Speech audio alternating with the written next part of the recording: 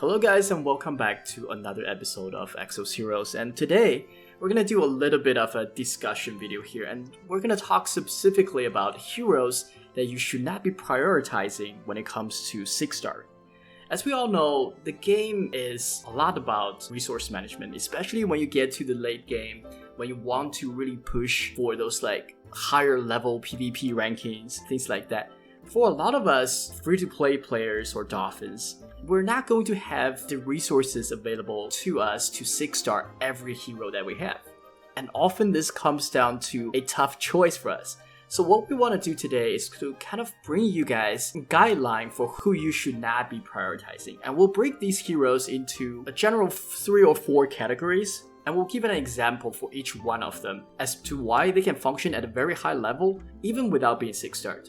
So the first category we want to look at is heroes who are extremely mana efficient. And let's start this by giving an example of Jhin. So Edward, why don't you touch quickly on Jhin's kit a little bit? Sure, so coming into it, Jhin's got final hit 3, attacks an enemy if the enemy takes damage and its health drops below 10% or less, and you gain 1 mana on this attack. His A1 costs 1 mana, deals 180% damage to one enemy, has a special that gives him a turn reset if the target dies, and has an ambush passive where if you are paired with Jinai and the enemy is charmed, then you also silence them for 3 turns and burn 1 mana. A2 is 2 mana cost, deals 375% damage to one enemy, and also has the ambush passive with the silence for 4 turns and mana burn of 1 mana if the target is charmed. So right away, you were talking about heroes that are very mana efficient, and we can clearly see Jhin has 1 and 2 mana cost. That's probably tied for, I believe, some of the lowest in the game. So why don't you tell us about why this mana efficiency is so important in deciding not to 6-star someone? Right. So this comes back to one of the benefit of 6-starring, and that's you get immediately a 5 mana increase to your overall mana pool. So it goes from 5 to 10. And that's very useful to heroes that has very high mana cost, right? If one of your skill costs 3 mana, the other one costs 5, right? You really want to have the flexibility to build up enough mana so that you know you can be spamming these skills on a consistent basis. That is not the case with Jhin and other heroes similar to Jhin, because what he can do, especially if you pair him with a backline hero such as Rachel or Jinai that can grant 1 permanent mana to the back row, Jhin will be able to use his A1 essentially every single time. And he will have enough mana to pretty much use his A2 consistently. So mana will never be an issue. You know, in certain situations, you definitely can make an argument for 6-starring Jhin because he is one of the primary damage dealer in the game. So obviously 6-starring him, blasting him to the highest level allows him to do a little bit more damage by enhancing his overall stats. So that's always the benefit there. But comparing to heroes such as Rodley, who has 3 mana cost and 4 mana cost on his skills respectively, Jhin is going to be less of a priority, where Rodley can really benefit from that increased mana pool so that he can use skills a lot more consistently.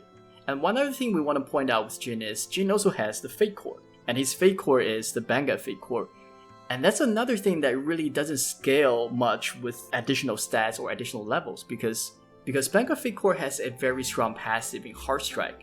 And Heartstrike passive doesn't really scale that much with the base stats. It does have a little bit of scaling with Jhin's attack, but a lot of it is already built into the basic passive, right? The decreased defense, the 2000 damage per turn once you get to level 3, right? So he can bring pretty much full value even just at level 75 and 5-star.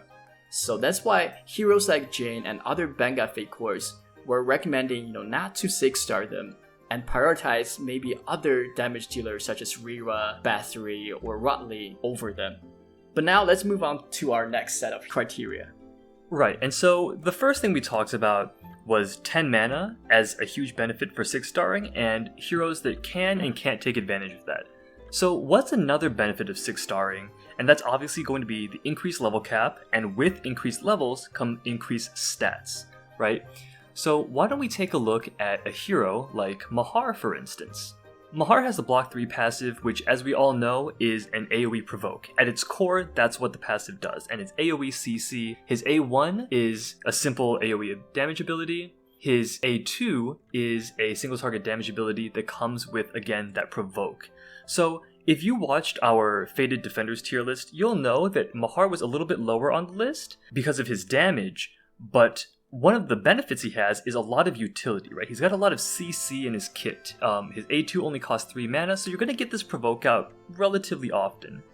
Now, one thing to keep in mind is provoke and other CCs don't depend on stats, right? Your value is always going to stay the same. You're not going to provoke for more turns if you have higher defense or higher HP. So when we look at champions who have a very high utility score with a lot of CC, then it becomes a lot less relevant when you give them the increased level cap to give them increased stats, because they don't actually benefit from it that much. Again, like Jhin and like the other heroes we're going to talk about, we're not saying to absolutely never 6-star Mahar. He is a candidate and he can work with 6-starring. The issue is, he just lacks a little bit of that efficiency, right? He's not someone that you want to rush to 6-star, and that's why today we want to also talk about the Fated heroes exclusively, because we feel like as a new player coming into the game, or even a veteran player, you look at a Fated hero and you think, oh, he's so cool and shiny, and I want to spend resources on him. But we're asking you to just take a step back, take a second to understand that maybe you don't need to 6-star Mahar right away, because his value doesn't increase that much by doing so. Yeah, so kind of just as a recap, the second category is really the people who brings a lot of utility, right? If we think about Mahar here, as well as if we're looking at legendary heroes such as Dagas or Tantalo. These are all heroes that brings a lot of utility, and they can do that regardless whether they're 5-star or 6-star. Will they be a little bit better? Will they be a little bit tankier when they're 6-star? Sure. Will they be able to survive and tank more hits through their provoke? Sure. But I think for a lot of us, if we have to prioritize how to use our resources, these are heroes that probably shouldn't be that high on the list. And that's a good thing. That just makes them a lot more efficient, right? They're able to function at a high level without massive amount of investment in them. Right, I agree. And then speaking about investment and efficiency and how to use your stats and your skills, the next category we want to talk about is over damage or over healing, for instance. So why don't we bring up a hero like Anastasia here, right? One thing that you want to keep in mind is as you 6-star a hero, they get more stats, naturally. And so you have to look at their abilities and also the mana cost and the scaling that these abilities have off of their base stats. So if we take a look at Anastasia's A1 Frozen Tear, costs 4 mana, has the burst modifier, and most importantly, let's look at this scaling here. Heals all allies for 49% of her own max health. So this is very important. 49%, let's just round that to 50 for simplicity's sake, and now let's take a look at her HP. It's around, we're going to round up, 5,500. So, being a support hero, she already has very high HP, and this is higher than most defenders, all the Fated defenders, and even high among the supports. So the point we're getting at here is that with the 10 mana, sure you could utilize the burst modifier now and get 10%, 10%, 10% per mana more healing. But is that really necessary? Are you really going to get value out of a 10 mana Anastasia A1 compared to, a regular 4 mana A1 with just a 5-star Anastasia? Right. And our answer is no. So we will run a couple of numbers on the back here. We're not going to show it on the screen, but we'll just talk about it. Anastasia's A1, a base kit, is going to heal for around 2,750. Now, this amount of healing is going to be more than half of all the Fated Defenders' HP. And if we consider attack heroes and chaos heroes, this will be closer to about 70, almost 80% of their total HP. So, considering Anastasia at a base level already heals this much, we just don't think that there's that much value to be gained by 6-starring her. Because if you get a 10 mana heal off, right, you're just going to overheal by like 30% of their HP. And then, that's a lot of wasted stats, a lot of wasted efficiency there. Yeah, I absolutely agree. I think a lot of these heroes, especially when it comes to healing, right, you don't want to overheal, and Anastasia is a perfect example for that. But on the flip side, if we would recommend anyone to 6-star a hero, then a lot of the attackers would be prime candidates, especially the ones that has burst modifier on their attacks, such as Rachel, for example, right? Rachel's A2 does 525% damage at 5 mana cost, but it does have the burst modifier. So unless you 6-star him, he's never going to be able to utilize that burst. So he would be a really good candidate because that additional mana pool allowing him to go up to 10 mana will be really useful when it comes to amplifying his A2 damage. And that's what you want because you want to finish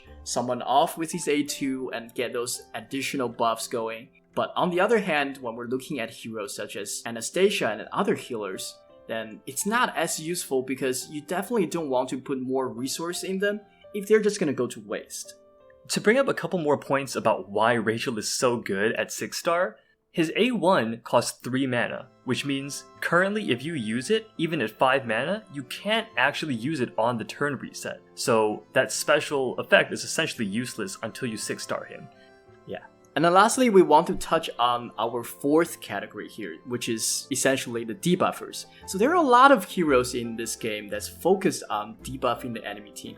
At the moment, many of them feels a little bit weak, but that doesn't mean in the future, with meta continue to shift, that they won't come into the spotlight. So when we looked at this group of heroes, we really felt like a lot of them can be very good without being 6-star. And they're very similar to, our utility category earlier on. What they can do is not really dependent on their own stats. And one example we want to give everyone is Ramga. So Edward, why don't you talk a little bit more about Ramga and why he is very high functioning at just 5-star?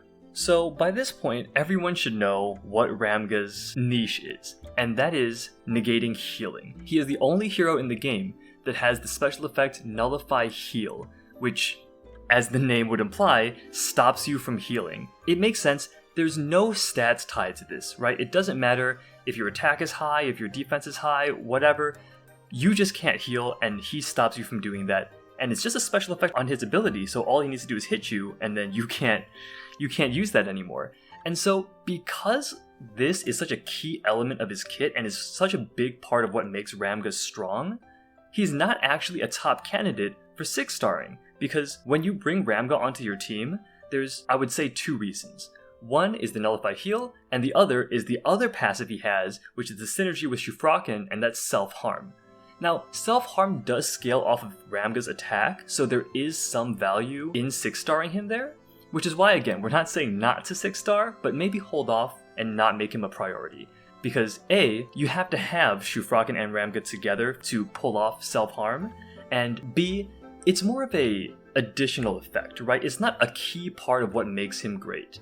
And so, the Nullify Heal being, again, that key component of what makes Ramga Ramga, we think that he can function entirely fine on his own as just a 5-star without 6-starring. His abilities, again, pretty low mana cost, 1 and 3, so it's not like he's going to take huge advantage of having a 10 mana pool. He doesn't have the burst modifier either, so being able to go up again doesn't really give him that advantage. And overall, in terms of stats, I mean, Ramga's not a weak hero, and he has 2 FCs, so if stats are a problem, you could just try to get one of those, and it fixes a lot of your problems.